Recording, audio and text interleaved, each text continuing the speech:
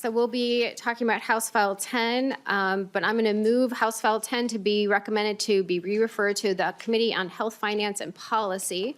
So the bill is now before us, Representative Schultz, and why don't you introduce yourself and continue with bill presentation of House File 10. Welcome to the committee. Great. Thank you, Madam Chair and committee members. It's great to be with you. I am Representative Isaac Schultz. I represent House District 10B in central Minnesota and honored to present House File 10 before you this afternoon with the sole purpose, members, of addressing our looming budget deficit in Minnesota with over $5 billion projected as a deficit in just a couple years. It's time for us to begin the conversation over some of the tough decisions that we're going to have to wrestle with.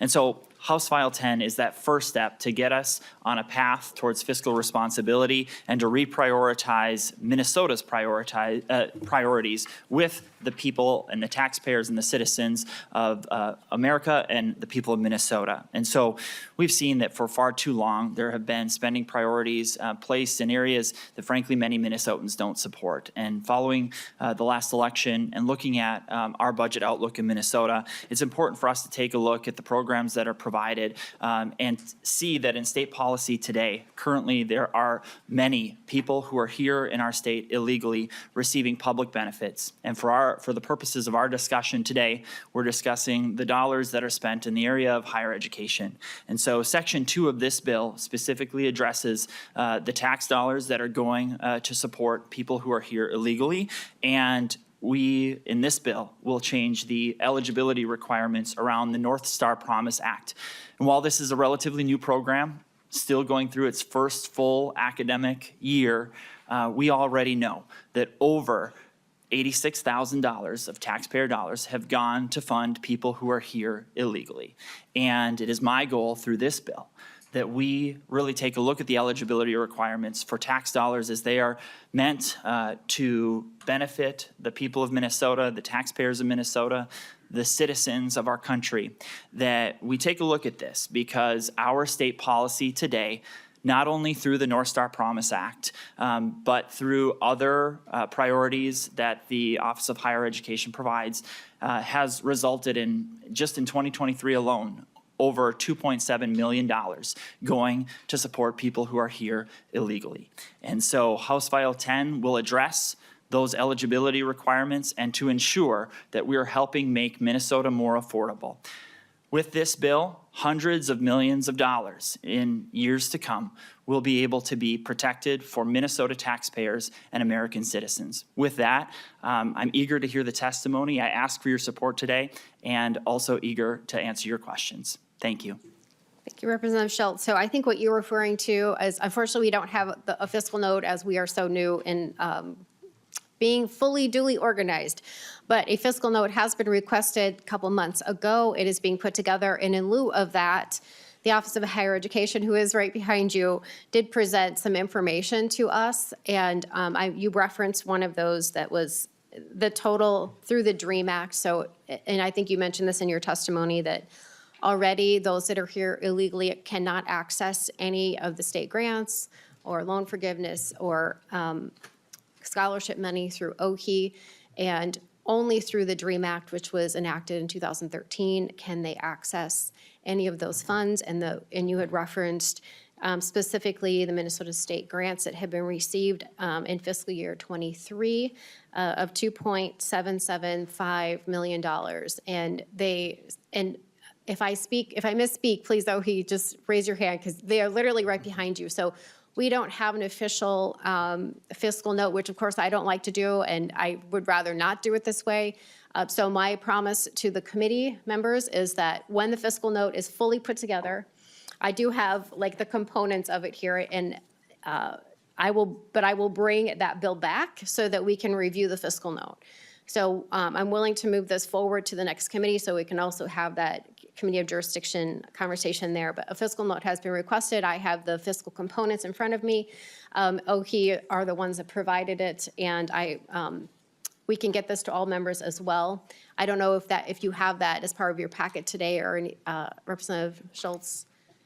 So I don't know if you have the email from OHE that has all of the information that you're referencing, but if you had that for the committee, that would be great. If not, we'll get that out in an email to everybody so they have the exact same information that we're working off of Representative Cleavorn. Thank you. I'm just wondering how many committee stops this bill will make, because I'm looking at it and seeing 16A, which is management and budget, so it would need to go to state gov. We're in higher ed. You were referencing now that it's going to go to health next. Will it go also to judiciary? Representative Cleavorn, I don't have the full path in front of me, but I will absolutely get that answer for you. So next time we meet, I'll have that answer for you. Thank you so much. Absolutely. So Representative Schultz, I was just going to ask you if you had the email that came from OHE with all of the numbers you're referencing. I don't know if you have that for the committee. Thank you, Madam Chair. I do not have printed copies, but I would be happy to share the information exactly as you stated from the Office of Higher Education with all the committee members. Great. That can be emailed to you. Thank you, Representative Schultz. And so I would also note too, and I would normally just ask OHE to come up, but I didn't do that in advance. We've just organized, and so this is our first committee, but in conversations I had with OHE offline, this is part of their application process. So they have to determine whether or not that person is eligible, and part of the eligibility is to determine if they're here legally or not. And the DREAM Act allows that path, and it's very confined. Would you like to speak briefly to the DREAM Act and that path into some of these awards and what you're going to be removing as an option through your bill? Representative Schultz. Thank you, Madam Chair. Yes, stating specifically what you'll find in the language in House File 10 is addressing the eligibility requirements of a resident student.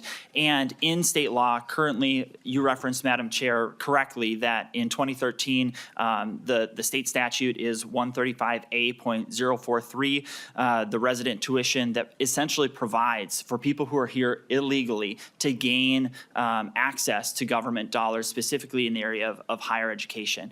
And well within that statute, it specifically provides essentially some flowery language that has allowed for the Office of Higher Education to spend these dollars. And through House File 10, we would be exempting that statute from the North Star Promise, and ultimately, with the other language included in Section 1 of this bill, would also address any other programs that currently are in law and allowed by the Office of Higher Education.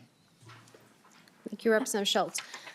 So I'm just going to, so you did reference it. It's Chapter 135A.043. And just quickly, just for the record, you must have attended a Minnesota high school for 3 years or more and graduated from a Minnesota high school or attained a GED in Minnesota and complied with U.S. selective service requirements. So those are the top level 3 requirements in order to access the DREAM Act. Correct, Okay. Madam Chair. Yes, Representative Cleavorn. I'm so sorry. I feel like I'm working at a disadvantage here. You have data that we don't have. And so I'm like really confused as to what students we're really talking about. And if we could have OHE come up and explain to us who these students are. Sure. And maybe give us some factual information behind what we're talking. I'm so sorry, I just don't have the information that you're referencing. Representative Cleavorn, yep. So I'll ask the commissioner if he would like to come up. We are working from a document that he did send to us. And to be crystal clear, Representative Cleavorn, pardon me? You were saying it's in our packet? I think the statutes are in the packet. Oh. Just copies of the statutes. There should be a copy of the DREAM Act statutes in your packet. And as you're pulling that out, the DREAM Act was passed in 2013, and it is the only path that someone that is here illegally can access any of the state grant programs, scholarships, and also now the North Star Promise. It's the word illegal that I'm pushing back on, because if they are here in the DREAM Act, they have protections afforded to them by the United States government. And that's why I'm a little confused as to the conversation. Thank you, Representative Cleavorn. So I will turn to nonpartisan because they actually prepared some of this as well. Would you like to hear from OHE first, or would you like to hear from about the DREAM Act from nonpartisan? I would like to hear from OHE first about their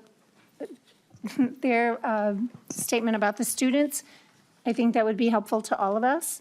And then And then I guess nonpartisan can answer the question that you would like to ask of nonpartisan. Okay, all right, thank you, Representative Cleaborn. So I'm going to ask, but if you would be willing to, Chair Commissioner Olson, to come up, and if you'd like, I could, do you have the email that you sent to us, or would you like me to hand it to you? Commissioner Olson. Thank you, Madam Chair. I do not unfortunately have the email up in front of me, but just want to maybe outline some of the data that was requested of us and provided to the chair and members. So Representative Schultz noted, first of all, a dollar figure related to a North Star Promise. Thank you. So we had provided data for North Star Promise that as of January 15th, so we're looking back a little bit, our most recent available data, 145 students were eligible for North Star Promise funding applied through the DREAM Act. So 11 of those students, 11 of the 145, were awarded North Star Promise base awards. That total was $23,299. There were 137 students that were awarded North Star Promise Plus awards that totaled $63,100. And so the total in the aggregate, which was just reported, $86,399. And you'll notice that, 137 and 11 don't add up to 145. It's because 3 students received both the North Star Promise Plus as well as the base award. So there are students that are eligible for both, depending on the calculation. So that's the $86,000 number that was reported. Regarding state grant data, that's actually data that I was going to present with our financial aid programs coming up next Tuesday. For fiscal year 23, there were 411 students that were awarded the Minnesota State Grant through the DREAM Act application. And just for a little bit of framing, I think it's included in the email, but not going to reference the email right now. 67,854 students overall received a state grant. 411 applied through the DREAM Act and were awarded. It's 0.6% of the total state grant recipients. That was fiscal 23. For fiscal 24, we had 71,530 overall recipients of the Minnesota State Grant. 506 students were awarded the state grant through the DREAM Act application. That's 0.7% of the total state grant recipients. And so that's the data that was provided to the committee at the time. And apologies we didn't get to it today. It was planned for Tuesday during our overall state financial aid presentation. Thank you, Commissioner Olson. I don't like to call you up unnecessarily, but it seemed that it was the only option. And so thank you for gracing us with that. I appreciate it. And now you won't need to present it next Tuesday. So It'll be there. okay. Thank you, Commissioner. Okay. Do you, Representative Cleaborn or others, do you have any other concerns about would you like to hear from nonpartisan as to what the DREAM Act is and how you access this grants and scholarships and North Star Promise through the DREAM Act? I think because there are so many new people to this committee, it would be very helpful. And to call people illegal is just not something that people are not illegal. They may be undocumented, but people are not illegal. So thank you. Thank you, Representative Cleaborn. I always try to say, unless I misspoke, the people that are here illegally, and I recognize that, I appreciate that. But so the question is, would you like to hear from yes, okay. So Mr. Hopkins, would you like to explain the DREAM Act? Madam Chair and members, so it might be useful to refer to the 2 statutes and member packets that were printed out. One of them is, the heading is definitions. It's section 136A.101. Subdivision 8 provides a number of criteria that a person can, through which a person can become a resident student for purposes of state financial aid. There are 10 total. Number 9 is the one that cross-references what is colloquially known as the Minnesota DREAM Act. And that statute is also printed out in your packet. It's 135A.043. So this is the only criterion in that definition of a resident student, that a person who is an undocumented immigrant living in Minnesota could use to become eligible for state financial aid. Thank you, Mr. Hopkins. So we have so many people who want to testify. If what I'd like to do is go through the testimony and then we'll do more member discussion. Is it? Okay, Representative Hicks, really quick. Thank you so much. Mr. Hopkins, I'm so sorry, but the residency, I looked at it, would that also include people who are in process? For example, a young woman who was sexually trafficked and is here undocumented but has applied for special immigrant juvenile status because she's 14 years old and was sexually exploited. Would she qualify for the DREAM Act? Mr. Hopkins. Madam Chair, Representative Hicks, so you can qualify for the Minnesota DREAM Act if you look at the resident tuition statute there, the Minnesota DREAM Act statute, if you have high school attendance within the state for 3 or more years and have graduated from a state high school or attained your GED in Minnesota. And then item number 3 in that statute refers specifically to students without lawful immigration status. So that would include people who are... Representative Hicks. Oh, I'm sorry, Chair. That would include people who have applied for legal status like those under SIJIS or asylum. Is that correct? Mr. Hopkins. Madam Chair, Representatives, so it just refers to a student without lawful immigration status. So if the student has applied through some sort of federal program and has some kind of recognized lawful immigration status, they would not need to worry about number 3 there. Okay, so we're going to continue on so we can hear from students. So Representative Schultz, if you want to introduce your testifier, and then she can introduce herself, I suppose, too, and then have her testimony. Welcome to the committee. Thank you, Madam Chair. For the record, my name is Emma Jopp. Okay. I'm a 19-year-old college student from Malacca, Minnesota. I'm here to testify today in support of HF 10. I come before you as a student facing the challenges of the current economy and the growing burden of college debt. Many Minnesotans are struggling to make ends meet, and the cost of obtaining higher education continues to rise. I regularly engage in conversations with my fellow students and coworkers about these issues. One of my coworkers has regularly gone without food before payday, and I have friends who find it increasingly difficult to prioritize higher education and their future careers over the looming debt that will follow them into much of their adult life. Taxpayer funds are limited, and if we spread them too thin by offering aid to everyone, we risk falling short of the responsibility owed to the people of Minnesota. I know firsthand how the current proposed budget cuts, such as reductions in disability waivers and special education transportation funds, have directly impacted individuals with disabilities in our communities. How many more marginalized Minnesotans will continue to be overlooked if we prioritize unnecessary funding to those who are not yet citizens of this state? While I understand and appreciate the value of offering aid to as many people as possible, our primary duty should be to Minnesota citizens. Let us first focus on lifting our own out of poverty so that we can create a stronger and more prosperous state that is better positioned to help those in need. I urge you to keep the hardworking citizens of Minnesota in mind and vote in favor of HF 10. Thank you. Thank you, Ms. Jopp. We actually have 4 additional testifiers, and so in order, we'll have Sagrio Torres first. Great. And then after that, Eva Pena. If you want to come up together, that would be great. We'll start with these 2. The next 2 after that are Danielle Haig and Samantha Diaz. Ms. Torres, please introduce yourself to the committee, and you have 2 minutes. Good afternoon, everyone. Thank you for having me. My name is Sagrario Torres Flores. I am here to speak as a community member of Minneapolis, a general member of Comunidades Organizando el Poder y la Acción Latina, otherwise known as COPAL, and as a public university employee.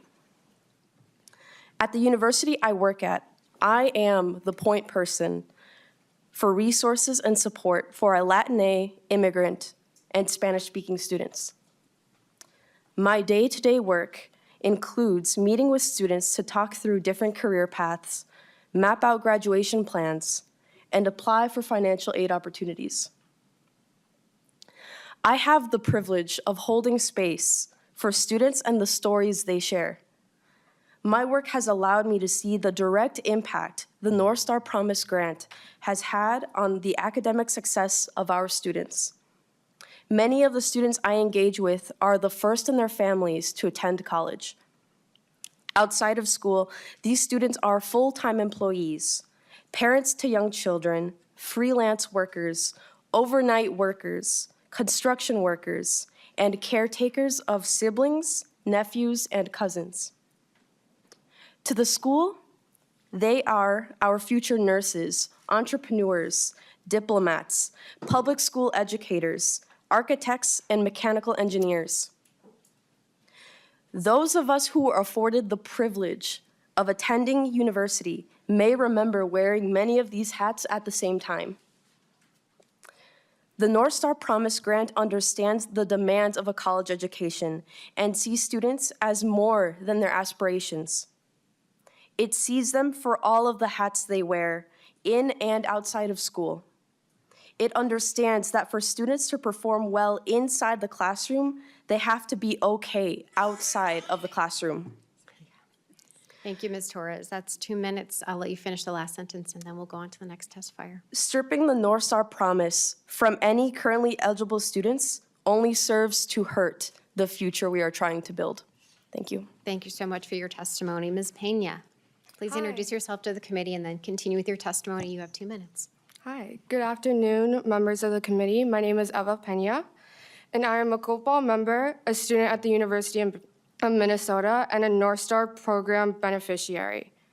And I'm here to defend the North Star Promise program because of all my peers that benefit from it. I know that if I were unable to receive the North Star Promise, I would not be able to afford college. And it is the same case for all my peers. My peers add so much to the classroom. They add different perspectives and ideas. My college experience would not be the same without them. Not only are they my student peers, they are my friends and my loved ones. These current recipients not only have been utilizing the promise to work towards a career, they have also fostered relationships in the classroom and on campus. They have made life-changing connections that will benefit their future career and have been a part of internships, all of which would have not been possible if they had not had the opportunity to attend college. This law is about protecting students who are already studying and working in Minnesota and making sure that they have the same pathways as everyone else. All Minnesota students deserve to have the same opportunity to seek higher education and pave a future for themselves. They are Minnesotans. Please reject any efforts to remove students from eligibility for the North Star Promise program. Thank you. Thank you, Ms. Pena. Okay, next up we have Danielle. I'm not sure how you say your last name, so come on up, and Samantha Diaz, if you want to come up. Welcome to the committee. Please state your name for the record, and you have 2 minutes. Thank you for having me. My name is Danielle Huck, and I have been a professor of English at Minnesota State University, Mankato for the past 11 years. I am here today to strongly support the North Star Promise program for all of our students because it is a vital investment in our region and our state's future. The students who benefit from the North Star Promise sat in my classroom this past fall, putting in the hard work, developing critical skills, and approaching the world with curiosity and determination. These students come from rural communities, veteran backgrounds, and working families who would not otherwise be able to afford a college education. And the data is clear. College degrees lead to stronger communities, higher lifetime earnings, and greater civic engagement. Our graduates serve the public good, lifting up not only themselves, but also their families and the communities they return to. If we deny access to higher education, we are choosing a future where more Minnesotans face economic instability, rely on public assistance, and struggle to build a life in our state. We want social mobility, not a permanent underclass. My former students teach in high school classrooms from St. Peter to Moorhead. One is a science writer for the Marshfield Clinic. Another is a speech pathologist in our district. Many of them go on to graduate programs and they become RNs. More students deserve these opportunities, not fewer. Without access to this program, too many of your constituents would be shut out of the opportunity to pursue a degree, enter high-demand careers, and strengthen Minnesota's workforce and economy. The North Star Promise program is not just an investment in citizens. It is an investment in the prosperity of our entire state. All of our kids deserve an education. We all benefit from it. I urge you to oppose this bill. Thank you. Thank you for your testimony. Ms. Diaz, you have 2 minutes. Introduce yourself to the committee. Madam Chair and members, can you hear me? We can Madam hear Chair you. and members, Fantastic. my name is Samantha Diaz, and I'm the political director of SEIU Local 26, representing 8,000 janitors, security officers, high-rise window cleaners, and airport passenger service workers, opposing the exclusion of our fellow Minnesotans in critical programs like the North Star Promise Act. I am also here today authorized to speak on behalf of Unite Here Local 17, 6,000 workers in our hospitality industry, and then UFCW 663, 15,000 workers representing retail, grocery, meatpacking, manufacturing, healthcare, and more. We understand what this hearing is actually about. It's about dividing us from, and as a distraction from the real issues that keep our families up at night. Minnesotans are angry and feel the day-to-day impact of rising costs of student loans and just the cost of higher education. This is at the same time when billionaires and big corporations are allowed to hoard more and more money off of our backs. So instead of celebrating a policy that actually helps address this issue, this committee is choosing to roll back this law for a select targeted few Minnesotans. We have seen nationally that the goal of proposals like this is not about better policy in order to help people, help high school students. It's to slash and burn good programs, often using our immigrant neighbors as scapegoats. Will denying our neighbors access to programs that they have earned lower higher ed costs for others? We know the answer is no. Choosing to be harsh as possible to immigrant families does nothing to address the skyrocketing cost of higher ed and the greedy loan companies who are making huge profits off of our families. And just to note, their greed doesn't take into account where we were born or what political party we are part of. And so as a state, we are better than this, and I hope this committee can rise above the divisive politics that Minnesotans absolutely hate. Thank you. Thank you, Ms. Diaz. Thank you all for your testimony today. We really do appreciate it. So members, I have like 3 minutes, and I do want to take a vote on this today. So I think, Lead Wolgamont, if that is okay, we'll go to you, and then I would like to take a vote. Chair Rarick, we would request additional time to make sure that our members can get their questions in on this bill that is very broad and has a lot of jurisdictions. So could we have more than 2.5 minutes for our members to be able to make their voices heard on this legislation? So thank you for the request. The problem is we have another committee that comes in here, and so I can't keep this committee room because we do have someone coming in 2 minutes to clear it and re-establish it for the next committee. I would have to check with leadership if we want to do something, in the evening, come back in the evening. I can't bring it back on Thursday because we have a full agenda on Thursday. So my recommendation is, what I would also say is that we are, even though this is a big bill, the amount that's in higher ed is very, very small, as you heard. They were speaking specifically to the North Star Promise, which is less than $100,000. It's a very small amount. The bill is bigger and it will go to other places as well. So I don't have the ability to put it, to do it longer in here because we do have another committee right on top of us at 3 o'clock. Well, Chair Rarick, I appreciate your commitment to bringing this bill back before the Higher Education Committee once we do have a fiscal note. Perhaps at that point, we will have more time to be able to ask our questions and get our points in. So out of appreciation for the fact that you have committed to bring this bill back before the committee, I think we can ask our questions and make our voices heard at that point. Although I would like to ask, since we are sort of mapping out this bill at this point. If the author of the bill could tell me what that expected path is, what other committee stops it will have, that way we can make sure that we get it back here in our jurisdiction in higher education. Sure. So Representative Schultz, do you happen to know the bill path, all of the committees it will be going through? Yep, thank you, Madam Chair. The plan, I believe, is to go to Health next, State Gov, and then potentially a return to this committee.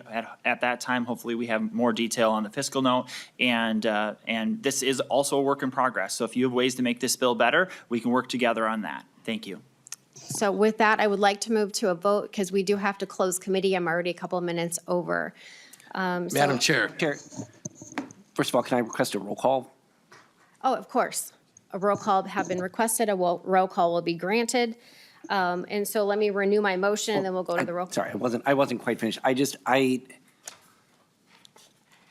I trust your assurances, but we all know that sometimes assurances change as session moves forward. And I'm very concerned, not only frankly for our members' ability to ask questions, but for the public to hear and truly understand the effect that this bill would have. As an example, you've said that this only affects North Star Promise and State Grant. The way I read Section 1, it could be a lot more expansive than that.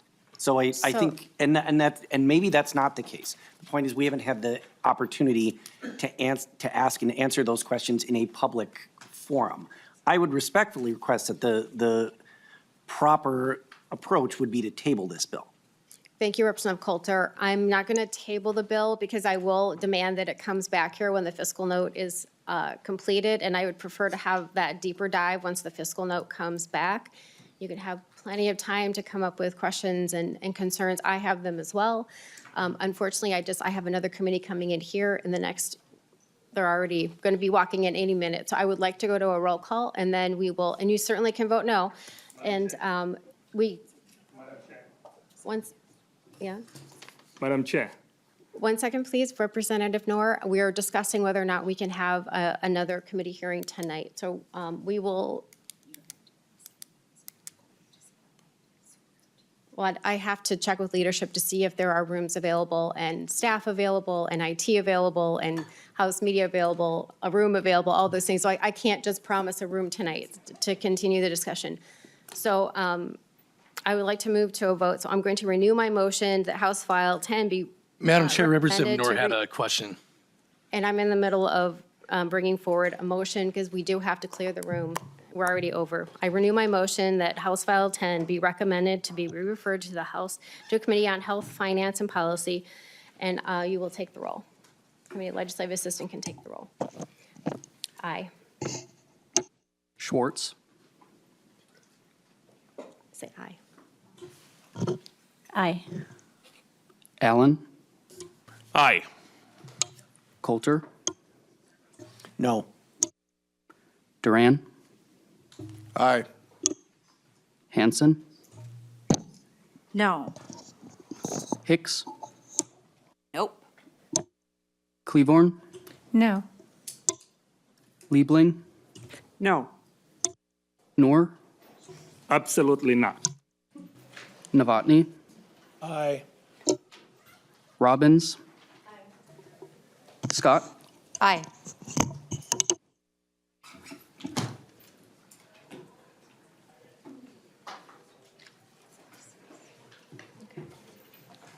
Okay, so with 7 ayes and 6 nays, the motion prevails.